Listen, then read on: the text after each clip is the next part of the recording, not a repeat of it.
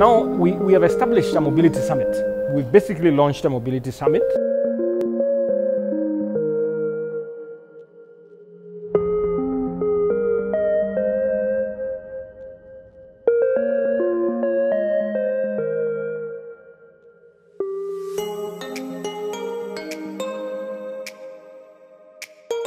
Today's event, the Urban Mobility Summit Nairobi, was the first of its kind in Kenya and in Nairobi.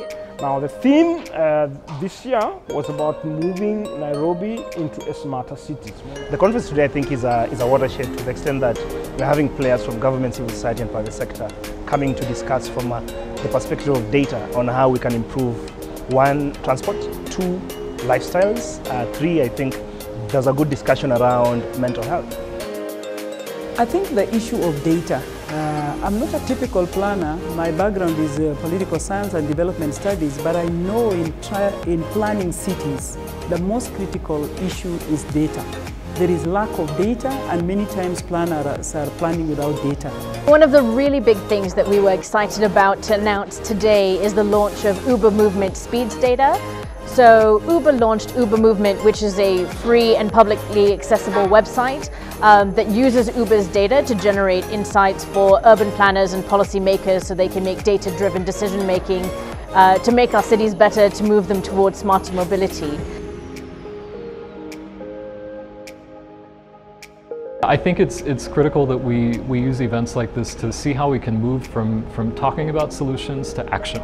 You know, how can we start implementing the first BRT line in Nairobi?